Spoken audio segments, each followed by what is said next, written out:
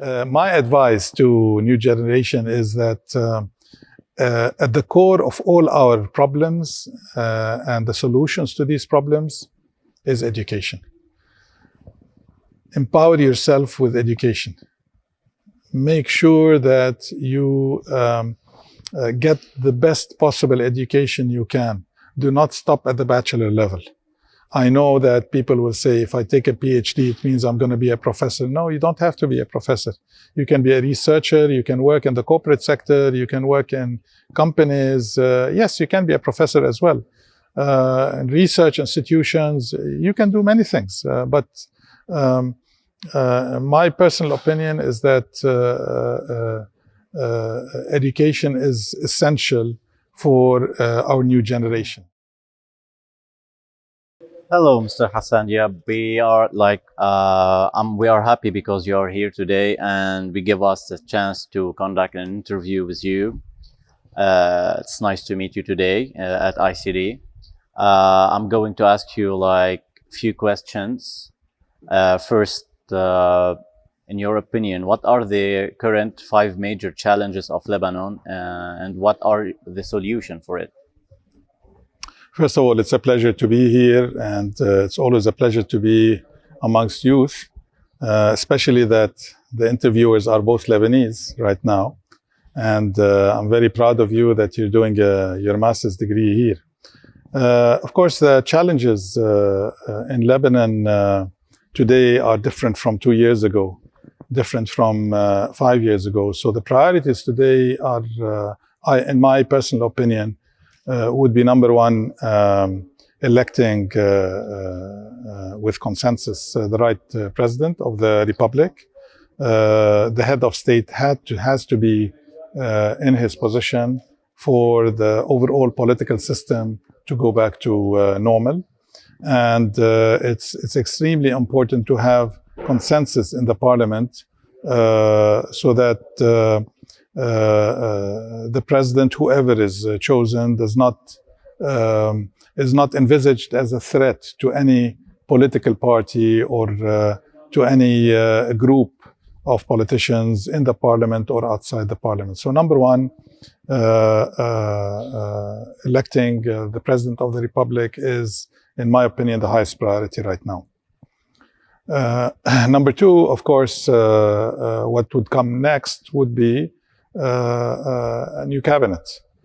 So a new prime minister has to be nominated by the parliament in accordance with the constitution, Lebanese constitution. And then hopefully whoever is the PM-elect would constitute his cabinet in a relatively short period of time. I remember when I was prime minister, it took me 33 days. Of course, it took 13 months to form the cabinet that followed. And it usually takes 8 to 11 months to form cabinets, which is unfortunate in Lebanon because it's all a waste of time. And basically, the Lebanese at the end pay the price of this system failure. So number two is to agree on a PM that would head the cabinet. Number three, to get the support of all those involved, especially parliamentarians, to allow that PM-elect to form the cabinet as soon as possible, because time is of the essence. We've lost so much time already. And I mean, at the end of the day, the parliament has to give the vote of confidence to any cabinet. So whether anybody likes it or not, the PM-elect has to coordinate, has to interact, has to collaborate with the with the parliamentary MPs, members of the parliament, in order to come up with the best cabinet. In my humble opinion, I think all cabinets from now on should be technocrat cabinets and not political cabinets. Political cabinets have failed for the past few decades. And I'm not blaming anybody, but I'm saying at the end of the day, all political cabinets have failed. Of course, no one will succeed unless there is full coordination and full collaboration between the Speaker of the House, the President of the Republic, and the Prime Minister. Whoever is in those three positions, unless there is full coordination between them, the system will not work. It's as simple as that.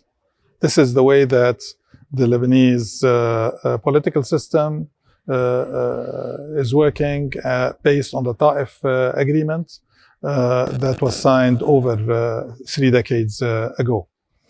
Of course, what would come next, in my opinion, and this should be fast. So all those previous priorities should be carried out super fast, in my humble opinion.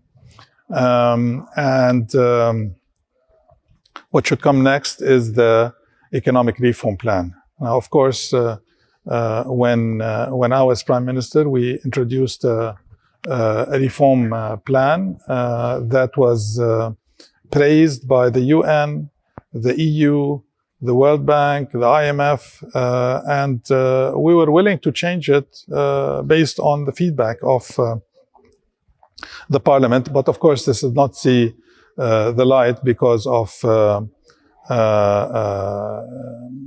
parliamentary interventions, let's say, that made the whole thing fail by simply delaying the processing of this and delaying the interaction with the IMF on that plan.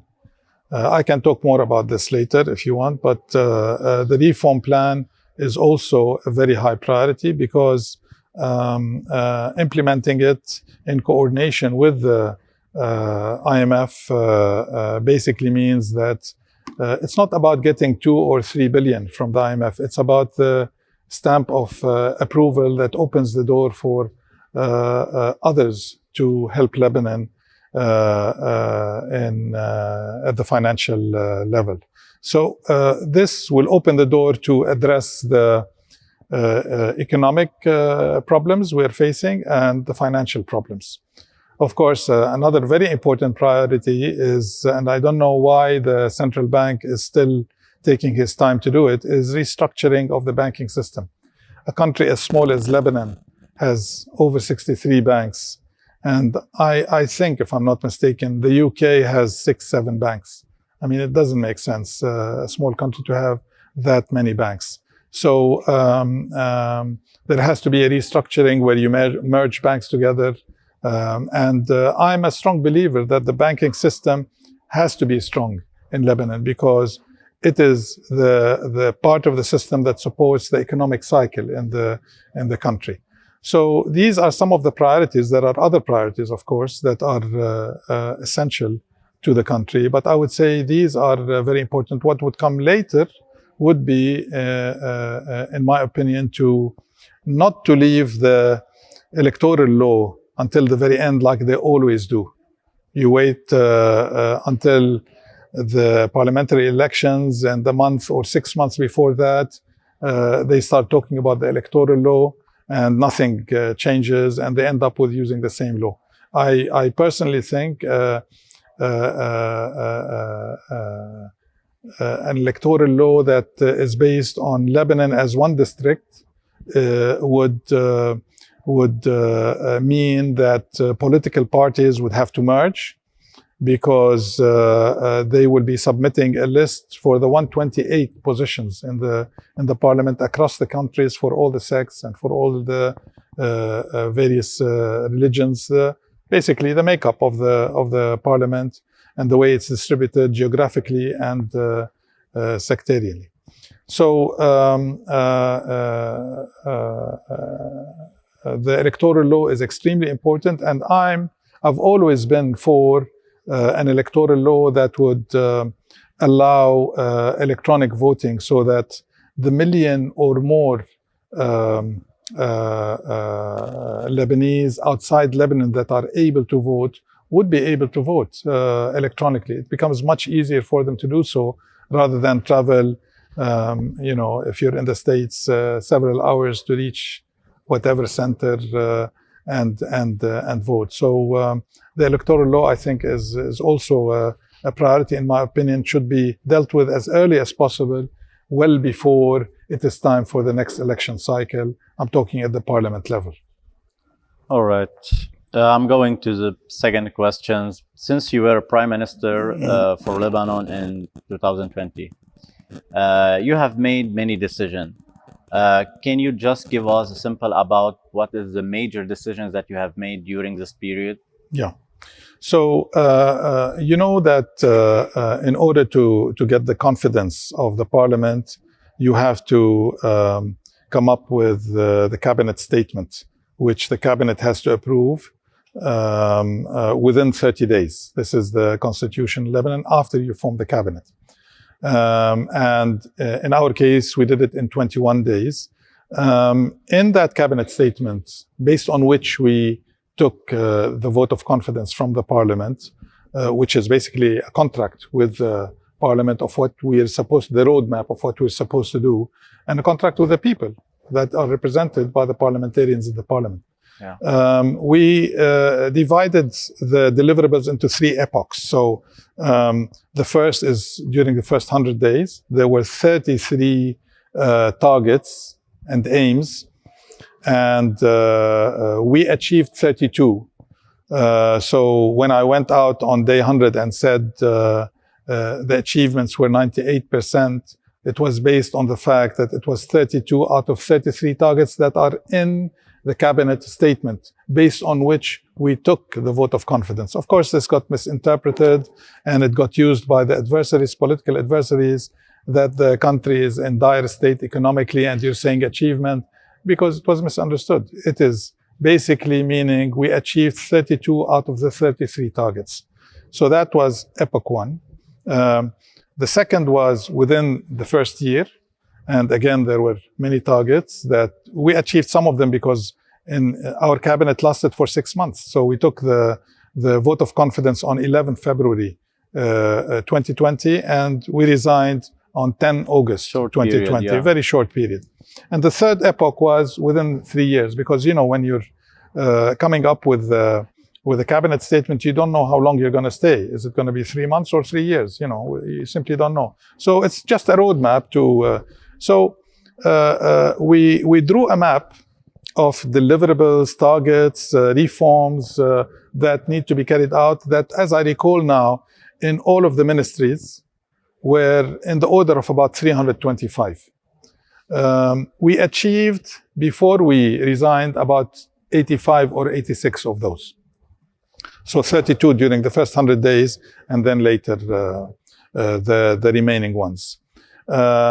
You want me to name a few? Well, I can say the National Reform Plan. Yeah. We did that within 6 weeks. The first ever such reform plan in the history of Lebanon. This drew the roadmap of how we can get out of the economic disaster that we're in, not because of the 3 months we were in, because of the 3 decades of mismanagement. And I'm not blaming anybody. I'm just saying this is an accumulative process that got us to where we got. The forensic audit, for the first time, okay, they've been talking about it for 5 years and 10 years, but they didn't make the decision in the cabinet. We made the decision in the cabinet. We hired the company. We asked them to start, and they started. Forensic audit, because, you know, people are saying, put them in jail. Put who in jail? We don't know who did what. The way for that is to get a company to do forensic audits. They will say where there's a mismatch in the financials, and then the judiciary is the one that follows up. You have to work within the system. Otherwise, you can't do it. We did many decisions. The X-ray machines, the decree for that also was approved. They were talking about it for years, basically at the entry points of Lebanon, in the port, in the airport. And so this reduces smuggling to a large percentage, and it provides what's estimated an additional $1 billion of income to the government from avoiding smuggling. I mean, I can't recall them all. I'm telling you about 85 reforms, but there are quite a few. One of the main reforms that international community wanted was formation of the new electricity board, management board. So again, we had a very academic process. There were professors that were interviewing for a long time, a large number of people, and we ended up with, I don't remember, 9 or 11 people that were selected that were the top, regardless of their affiliation, of, if any, to political parties. We did quite a bit, and Yes, remember, we were according to the short period that you had. Not only that, we were under extreme pressure. People forget that in December 2019, when I was PM-elect, there were no issues. All the disasters and crises came in 2020. On the contrary, on that date, I had the 17th of October revolution supporting, I assumed supporting me, because when I gave my speech after becoming PM-elect on 19 December in the presidential palace, I said I am adopting all the requests of the revolution, and which included a technocrat cabinet, which included selecting ministers that are non-partisan. They don't belong to any political, they're not politicians, they're all experts. A third of them are women, and none of them, if you remember, from the previous cabinet. All of these were requests of the revolution, which I insisted to be the frame of how I'm going to form the cabinet. It was not easy to implement. You know, you're talking about political parties that are not influence that, so hard to influence, exactly, especially from somebody like me that is, do not belong to any political party, with all due respect to all political parties. I'm independent, completely independent, and I managed to do it, and I managed to do it in 21 days. So all the disasters came later. You know, the COVID, which even the strongest economies, the United States, couldn't handle it so easily.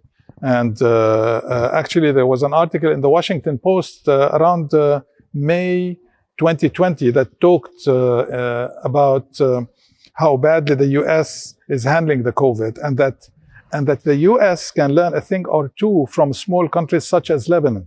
We were doing very well at the time because people were afraid, and they were following the instructions of the cabinet. We were the first to close the airport. We were the first to close schools, common areas, gardens, areas where people meet. And that allowed us to reach zero number of cases at some point. I think it was May or April or May of 2020. But then later it got politicized, like it was politicized in many countries in the world. And they did exactly the opposite. Many people, and then the numbers started increasing.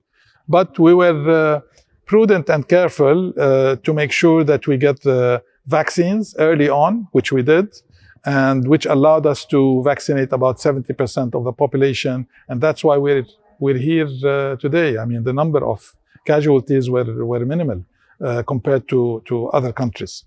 So it was a very tough, and even the 69 MPs that made me PM-elect, of course, I had nothing to do with them. I did not coordinate with any political party. It was just a phase where it was required to have somebody that is independent and that is apolitical, that is a technocrat. This was what was being called by the revolution.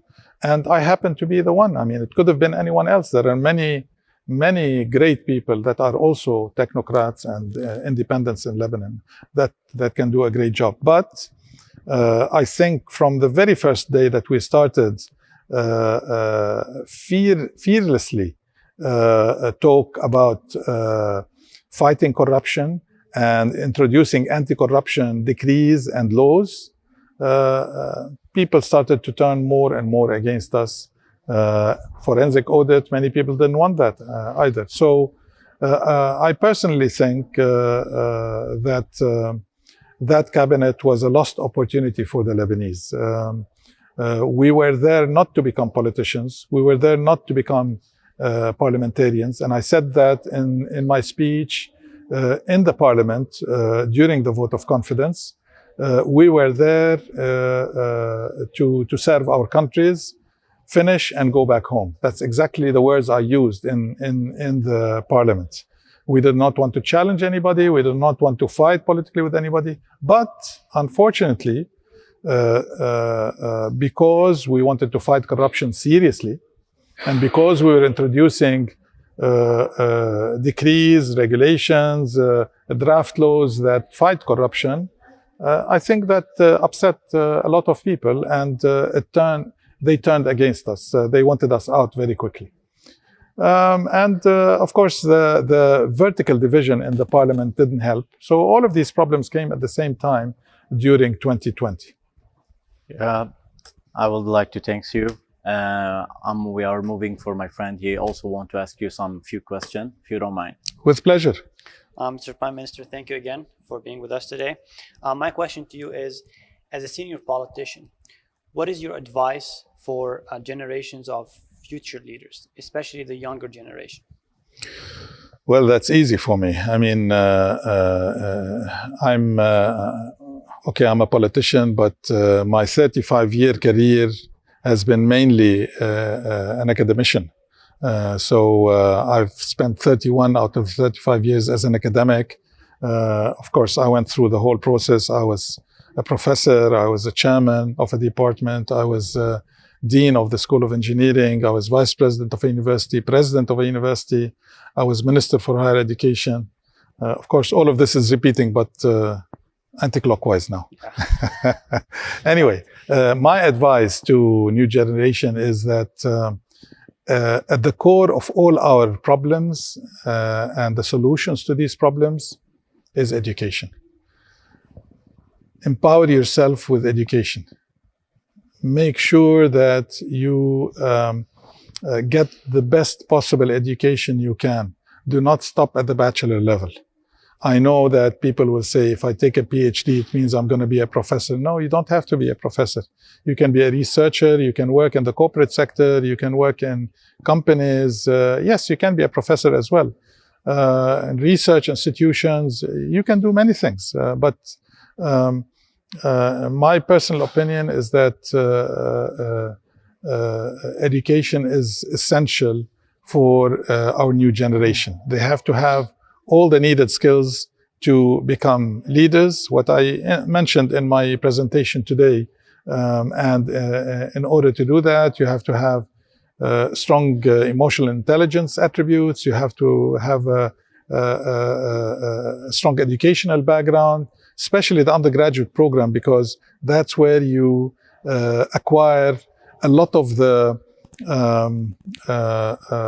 social skills and a lot of the soft skills that are needed for success in the future. Success not only in the workplace, success in your family, in your neighborhood, in your city, in your country.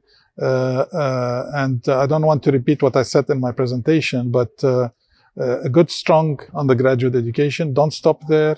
You go to the master's and PhD, and you don't stop there. I mean, as a professor and as a vice president at AUB, after 25 years of being a professor, I went to Harvard and I did an executive education program on negotiations. Although I have been signing and negotiating contracts by then for 15 years. Education is key. It is key. Keep educating yourself, and that will allow you to improve in your workplace, but also as a human being in the quality of life and the type of life that you would lead. Education, I think, is my advice. Make sure that you get good education. Thank you for that. One more question. We all are aware of the complex political fabric in Lebanon and multiple factors that are involved in the politics and government of the country. And your tenure as Prime Minister, in my opinion, was one of the most challenging given the unprecedented time that Lebanon has been going through and still going through up to now.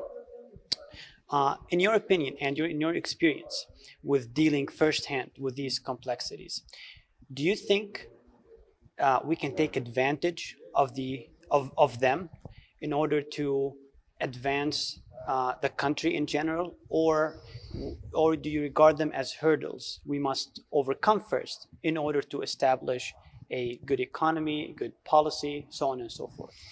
Well, my specialization in computer engineering is parallel processing. So I'm going to answer by saying they have to come in parallel. You can't wait, you can't do it sequentially, otherwise you will not reach in 100 years where you want to reach. So you have to work on a technocrat cabinet. At the same time, you have to work on a president that has the largest possible consensus in the parliament, otherwise it won't work. And you also need to work on an electoral law for the parliament that is encapsulating, that will allow you to elect for a program rather than for people. So when you have 128, a list of 128, and you have several lists to choose from, you're no longer looking at the names as much as you're looking at the program of this list. What do they want to do in education? What do they want to do with the economy, with the finance, and so on? So having one district, they all say they are for one district, but when it comes to voting, like many things, they don't do it in the parliament. So having one district would reduce the political interference of big political parties, because they can influence a certain area, but they cannot influence the whole of Lebanon. I mean, they can, but the influence becomes much less. And then at the end of the day, you are electing, every Lebanese is electing the whole parliament, you know.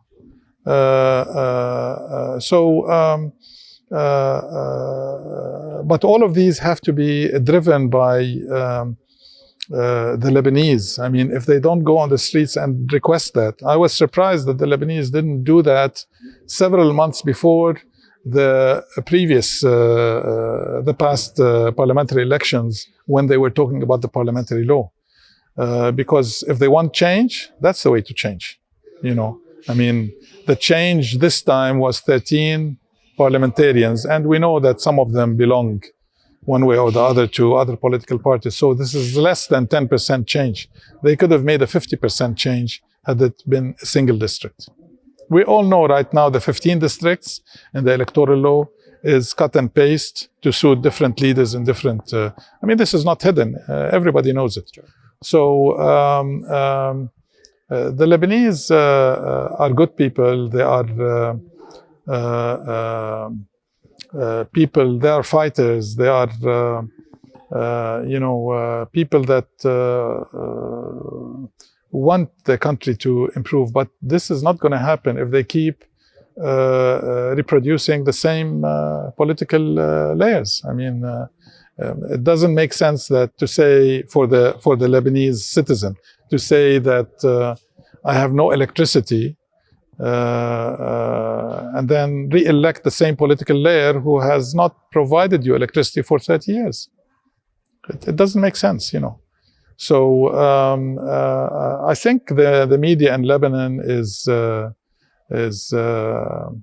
very much directed, and it is misleading. This is why, this is the point I mentioned in one of my questions today in one of the lectures, that misinformation and fake news is a huge problem, not just in Lebanon, in many other countries that are causing propaganda. You mean propaganda, and people, you know, even my wife, when she hears something, says, "Can that be possible?" I tell her, "Do not believe the news." You know, in my personal experience, 80% of what you hear is inaccurate, or incorrect, or deflected, or so. This is why analysis and synthesis are essential.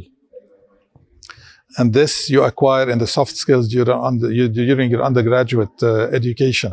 When you hear something, when you see something, analyze it. don't just take it at face value. You have to analyze everything that you hear and you see, because unfortunately, most of what you hear and you see are untrue. Thank you for your time.